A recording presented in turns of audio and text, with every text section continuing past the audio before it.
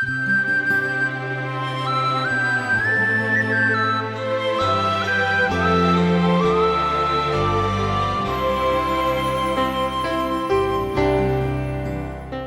శ్రోతలు, మీ బైబిళ్ళు తెరవండి. ఈరోజు మన పాఠం 2 కొరింథీ పత్రిక 7వ అధ్యాయం 1 నుండి 10వ వచనం వరకు. సావధానంగా వినండి. పౌలు అంటున్నాడు, ప్రియులారా, మనకు ఈ వాగ్దానములు కలిగి ఉన్నవి గనుక దేవుని భయముతో పరిశుద్ధతను సంపూర్తి చేసుకుంటూ శరీరమునకు ఆత్మకు కలిగిన సమస్త కల్మషము నుండి మనల్ని పవిత్రులనుగా చేసుకుందాము. మమ్మును మీ హృదయములో చేర్చుకోండి. మేము ఎవరికీ అన్యాయము చేయలేదు, ఎవరినీ చెరపలేదు, ఎవరినీ మోసం చేయలేదు. మీకు శిక్షావిధి కలగాలని నేను ఇలాగు చెప్పటం లేదు. చనిపోయినా జీవించినా మీరు మేము ఉండాలని మీరు మా హృదయములో ఉన్నారని నేను లోగడ చెప్పాను గదా. మీ ఎడల నేను బహుధైర్యముగా మాట్లాడుతున్నాను. మిమ్మును గూర్చి నాకు చాలా అతిశయము కలదు. ఆదరణతో నిండి ఉన్నాను. మా శ్రమ అంతటికీ మించిన అత్యధికమైన ఆనందముతో ఉప్పొంగుతున్నాను. మేము మాసిదోనియాకు వచ్చినప్పుడు కూడా మా శరీరము ఏమాత్రము విశ్రాంతి పొందలేదు. ఎటుపోయినా మాకు శ్రమే కలిగింది. వెలపట పోరాటములు, లోపట భయము ఉంది. అయినా దీనులను ఆదరించే దేవుడు తీతు రాక వలన మమ్ములను ఆదరించాడు. తీతు రాక వలన మాత్రమే కాకుండా అతడు మీ అత్యభిలాషను, మీ అంగలార్పును, నా విషయమై మీకు కలిగిన అత్యాసక్తిని మాకు తెలుపుతూ తాను మీ విషయమై పొందిన ఆదరణ వలన మమ్ములను ఆదరించాడు గనుక నేను మరి ఎక్కువగా సంతోషించాను. నేను రాసిన పత్రిక వలన మిమ్ములను దుఃఖపెట్టినందున నేను విచారపడను. నాకు విచారము కలిగినా ఆ పత్రిక స్వల్పకాలము మట్టుకే దుఃఖపెట్టిందని తెలుసుకున్నాను. మీరు దుఃఖపడ్డారని సంతోషించటం లేదు. మీరు దుఃఖపడి మారుమనస్సు పొందారని ఇప్పుడు సంతోషిస్తున్నాను. ఏలయనగా ఏ విషయములోనైనా మా వలన మీరు నష్టము పొందకుండా ఉండాలనే దైవచిత్తానుసారముగా దుఃఖపడ్డారు. దైవచిత్తానుసారమైన దుఃఖము రక్షణార్థమైన మారు మనస్సును కలుగచేస్తుంది. ఈ మారు మనస్సు దుఃఖమును పుట్టించదు. అయితే లోక సంబంధమైన దుఃఖము మరణమును కలుగచేస్తుంది. సోదరీ సోదరులారా, వింటున్నారా? పౌలు హృదయం నిండా చెప్పశక్యము కాని ఆదరణ ఉంది. దేవుడిచ్చే ఆదరణ ఈ పత్రికలో 7వ అధ్యాయం వరకు చర్చించబడింది.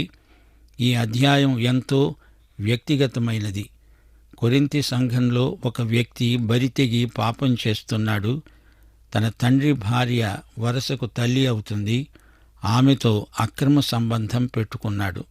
ఈ విషయమై అతణ్ణి క్రమశిక్షణలో పెట్టవలసిందిగా సంఘ పెద్దలను పౌలు ఆదేశించాడు. పౌలు చెప్పినట్లే వారు చేశారు. అతడు తన పాపం విషయమై ఎంతో పశ్చాత్తప్తుడయ్యాడు. పౌలు రాసిన మొదటి పత్రికకు మంచి ప్రతిస్పందన వచ్చింది. అతడు తాను చేసిన ఘోర పాపానికి ఎంతో కుమిలిపోయాడు. దేవుని సంఘ సహవాసానికి నేను తగను అని చెప్పి ఎంతో ఏడ్చాడు. ఈ విషయం పౌలు తన 2వ పత్రికలో ప్రస్తావిస్తున్నాడు.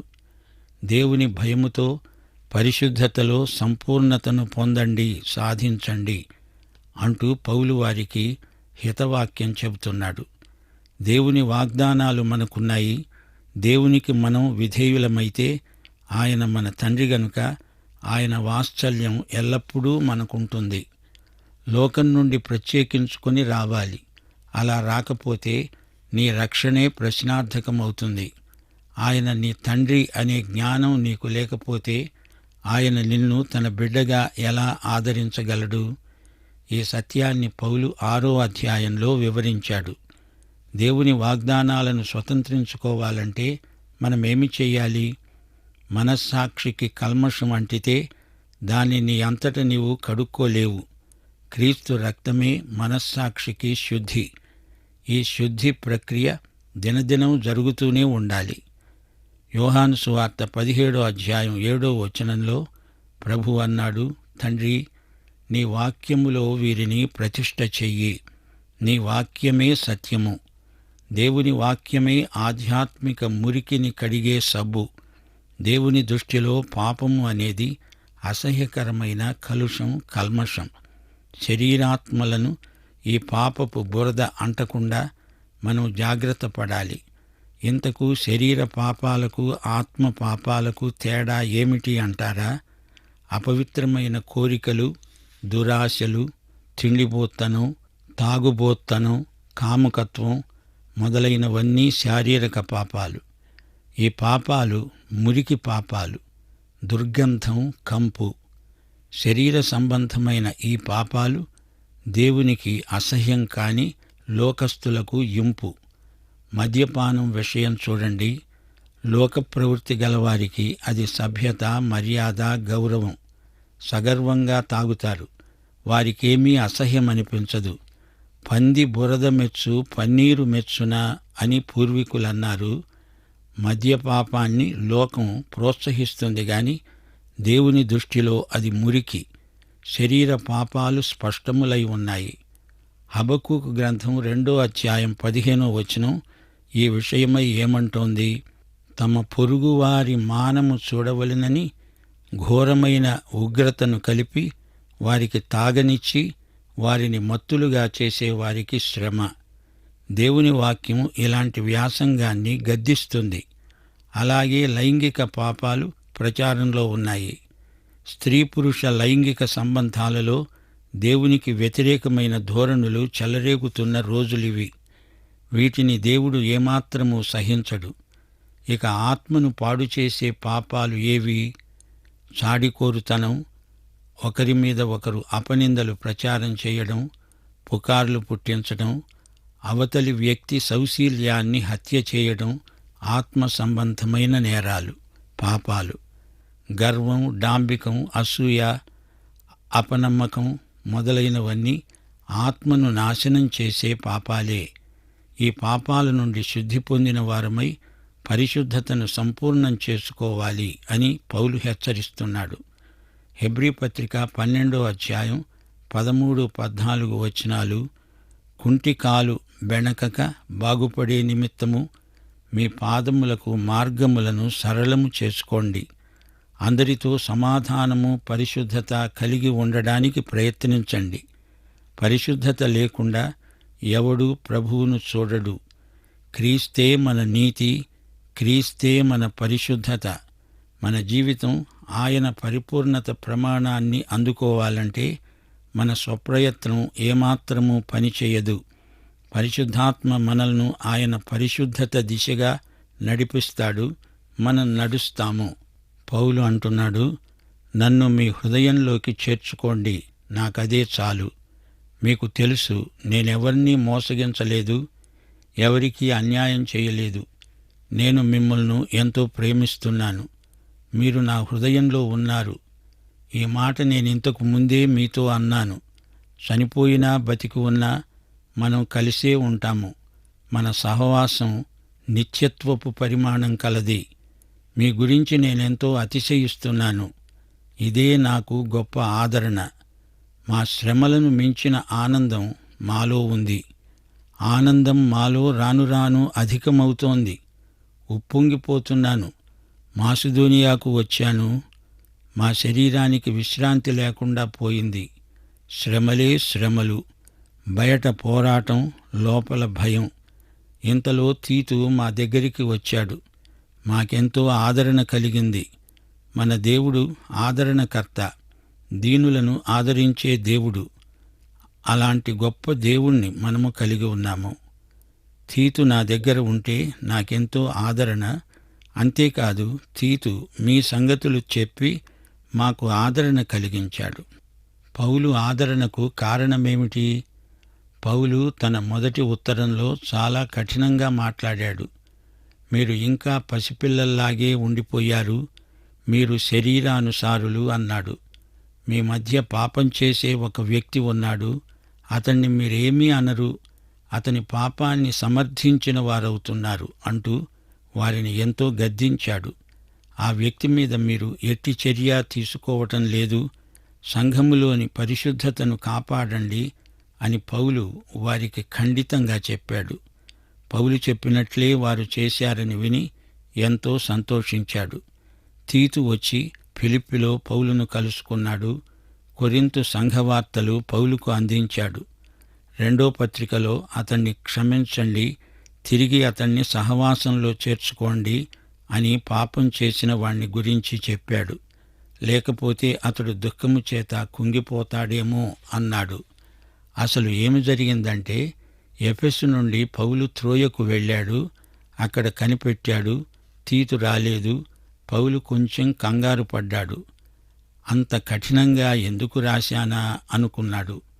ఒకవేళ తిన్నగా నేను స్వయంగా కొరింతుకు వెళ్ళి ఉంటే బాగుండేదేమో అనుకున్నాడు. అక్కడి నుండి ఫిలిప్పికి వెళ్ళాడు. అక్కడ తీతు ఆయన్ను కలుసుకున్నాడు. కొరింథీ సంఘం నుండి మంచి వార్త తెచ్చాడు. పౌలు ఆత్మ ప్రేరితుడై రాశాడు. అవును, పౌలు కూడా మానవమాత్రుడే. అందుచేత అతని భావోద్రేకాలు అతని మాటల్లో వ్యక్తమవుతాయి. ఆత్మ నడుపుదల మన వ్యక్తిత్వాలను తొక్కిపట్టదు, చంపదు. పౌలు అంతఃకరణ, సంఘబిడ్డలపై ఆయనకున్న ప్రేమ ఎంత గాఢమైనవో మనము గుర్తించాలి. కొరింథీ సంఘానికి రాస్తూ, నేను ఆదరణతో నిండి ఉన్నాను, మా శ్రమలలో కూడా మేమెంతో ఆనందిస్తున్నాము అంటున్నాడు. పౌలు ఈ మాటల్లో కొరింథీ సంఘస్థులను సంతోషభరితులను చేస్తున్నాడు. మేము మాసిదోనియకు వచ్చాను. మా శరీరానికి విశ్రాంతి లేదు. శరీరం అలసిపోతోంది. తీతు రావటంతో మాకెంతో ఆదరణ కలిగింది. పోరాటం, భయం, బయట లోపల ఎంతో సంఘర్షణలో ఉన్నా తీతు వచ్చి సంఘవార్త అందించేటప్పటికీ పౌలుకు ఎంతో ఉత్సాహం కలిగింది. దేవుడు ఆ సందర్భంలో తీతు ద్వారా పౌలుకు ఆదరణ కలిగించాడు. కొరింథు సంఘస్థులారా, మీరు తీతును ఎంతో ఆదరించారు. తీతు ఇప్పుడిక్కడ నాకు ఎంతో ఆదరణ కలిగిస్తున్నాడు. ప్రియ శ్రోతలు వింటున్నారా? మనము కూడా పలు సందర్భాలలో ఒకరికొకరము ఆదరణ కలిగించుకోగలము. అట్టి ఆదరణ మీ నుండి దైవ సేవకులకు ఎంతో అవసరం. కొరింథీ సంఘస్థులు ఎన్నో మంచి సంగతులు పౌలును గురించి చెప్పారు. అది విన్నప్పుడు పౌలుకు ఎంతో ఆదరణ కలిగింది. ఊరికే కన్నీరు కార్చి దుఃఖించినంత మాత్రాన అది కన్నీరు కాదు. దైవ చిత్తానుసారమైన దుఃఖము మారు మనస్సు కలిగిస్తుంది. కొరింథీ సంఘస్థులకు కొంత దుఃఖం కలిగింది గాని దాని ద్వారా వారు పశ్చాత్తప్తులయ్యారు. అంతేకాని మిమ్మలను ఊరికే ఏడిపించడం మా ఉద్దేశ్యం కాదు. నేను రాసిన మొదటి ఉత్తరం తాత్కాలికంగా మీకు దుఃఖం కలిగించిన మాట నిజమే. కాని ఇప్పుడు మనం ఉభయులము ఆనందిస్తున్నాము. 10వ వచనంలో పౌలు ఈ విషయం స్పష్టం చేస్తున్నాడు. దైవ చిత్తానుసారమైన దుఃఖము రక్షణార్థమైన మారు మనస్సును కలుగచేస్తుంది. ఈ మారు మనస్సే పశ్చాత్తాపమును పుట్టించదు. శ్రోతలు వింటున్నారా?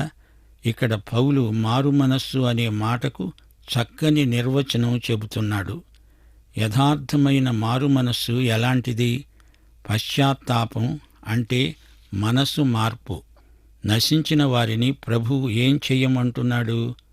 నమ్మండి, విశ్వసించండి, ప్రభువైన యేసుక్రీస్తునందు విశ్వసించండి. విశ్వసించినప్పుడు ఏమి జరుగుతుంది? అప్పుడు ఆ వ్యక్తి మనసు మారిపోతుంది. ఆ పరిస్థితి నుండి మరొక స్థితికి మారతాడు. మీరు విగ్రహములను విడిచిపెట్టి దేవుని వైపునకు తిరిగారు అని పౌలు తెస్సలోని సంఘస్థులతో అన్నాడు. అది మనసు మార్పు, మారు మనసు. వారు క్రీస్తు వైపునకు మరలారు. పౌలు వారి దగ్గరికి వచ్చినప్పుడు పౌలు ఏమి బోధించాడు? విగ్రహాలను విడిచిపెట్టండి అని బోధించాడా? అలా కాదు. పౌలు వారికి క్రీస్తునే ప్రకటించాడు. అప్పుడు వారు క్రీస్తు వైపునకు తిరిగారు. అంతకు ముందు వారు విగ్రహారాధికులు. క్రీస్తునందు విశ్వాసముంచి ఆయన తట్టు తిరిగినప్పుడు జరిగిందేమిటి? విగ్రహముల నుండి యేసుక్రీస్తు వైపునకు తిరిగారు. అదే పశ్చాత్తాపం. రక్షణార్థమైన మారు మనస్సు ఇది. రక్షణ లేనివారికి మారు మనస్సు పొందు అని చెప్పటంలో అర్థం లేదు. క్రీస్తును అంగీకరించండి అని బోధించాలి. వారు క్రీస్తు పిలుపు విన్నప్పుడు వారు అవిశ్వాసమును వదలి క్రీస్తునందు విశ్వాసముంచుతారు. అయితే విశ్వాసి అయిన వ్యక్తి మారు మనస్సు పొందవలసిన సందర్భాలు ఎన్నో ఉంటాయి. విశ్వాసి అపసవ్య దిశగా వెడుతుంటే, పాపంలో నడుస్తుంటే మారు మనస్సు పొందాలి, పశ్చాత్తప్తుడవ్వాలి. అప్పుడతడు పశ్చాత్తప్తుడై ప్రభువు దారిలోకి రావాలి. ప్రభువు గద్దించినప్పుడు ఆయన మాటతో ఏకీభవించడమే క్రైస్తవుని మారు మనస్సు. కొందరు కన్నీరు కారుస్తారు, ఏడుస్తారు. అది పశ్చాత్తాపం కాకపోవచ్చు. అలాంటి దుఃఖం వల్ల మార్పు రాదు. అది మరణాన్ని కలిగించవచ్చు. దైవచిత్తానుసారమైన దుఃఖము మారు మనస్సు కలిగిస్తుంది. నిజమైన మారు మనస్సు అయితే ఆ తరువాత దాన్ని గురించి ఏడవాల్సిన పని లేదు. పాప క్షమాపణ వల్ల భారం తొలగిపోతుంది. ఊరికే ఏడ్చి బాధపడతారు కాని పాపక్షమాపణ అనుభూతి వారికి కలగదు. ఏడుస్తారు, తిరిగి అదే పాపం చేస్తూ అదే దిశగా నడుస్తారు. ప్రియ శ్రోతలు, వింటున్నారా? ఈ అధ్యాయంలో మొదట శుద్ధిని గురించి చెప్పబడింది. పరిశుద్ధతను క్రీస్తునందు సంపూర్తి చేసుకోండి. శరీరానికి ఆత్మకు కలిగిన సమస్త కల్మషము నుండి పవిత్రులనుగా చేసుకోండి.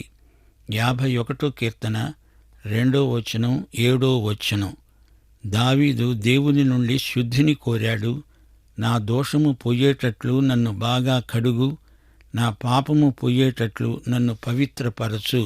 నేను పవిత్రుడనగునట్లు హిస్సోపుతో నా పాపమును పరిహరించు. హిమము కంటే నేను తెల్లగా ఉండేటట్లు నీవు నన్ను కడుగు. అయితే అనుదిన జీవితంలో నిన్ను నీవు పవిత్రపరచుకోవాలి. అపవిత్రమైన దానిని ముట్టకూడదు. యెషయా 1వ అధ్యాయం 16వ వచనం. మిమ్మును మీరు కడుక్కోండి, శుద్ధి చేసుకోండి. మీ దుష్క్రియలు నాకు కనపడకుండా వాటిని తొలగించండి. ప్రత్యేకతకు చాలాసార్లు శస్త్రచికిత్స అవసరమవుతుంది. మరో అంశం ఆదరణ. నీకు సంతోషం కలిగించిన వ్యక్తులే నీకు దుఃఖం కలిగించవచ్చు. తీతు వచ్చి కొరింతు సంఘవార్తలు పౌలుకు తెలియచేశాడు. సంఘస్థుల్లో ఒకణ్ణి క్రమశిక్షణలో పెట్టారు. అతడు పశ్చాత్తప్తుడై తిరిగి సహవాసంలో చేర్చుకొనబడ్డాడని విన్నప్పుడు పౌలుకు ఎంతో సంతోషం కలిగింది. పౌలు ప్రార్థనలకు ఫలితమే తీతు. మరో అంశం పశ్చాత్తాపం, మారు మనస్సు. పశ్చాత్తాపం చెందిన వ్యక్తి పాపాన్ని విడిచిపెడతాడు, జీవితాన్ని గుణపరుచుకుంటాడు. ఈ పాపం వల్ల నాకు దెబ్బ తగిలిందే, నష్టం వచ్చిందే అని ఏడవటం కాదు. అయ్యో, ఈ పాపం వల్ల నా ప్రభువును బాధపెట్టానే అనే దుఃఖం దైవచిత్తానుసారమైనది. ఇదే మారు మనస్సు అంటే. పశ్చాత్తాపం తరువాత ఆ పాపం మళ్లీ చేయకూడదు. పునరుద్ధరణ కావాలి. నీవు ఏ స్థితిలో నుండి వచ్చావో అది జ్ఞాపకం చేసుకొని మారు మనస్సు పొంది ఆ మొదటి క్రియలను చెయ్యి.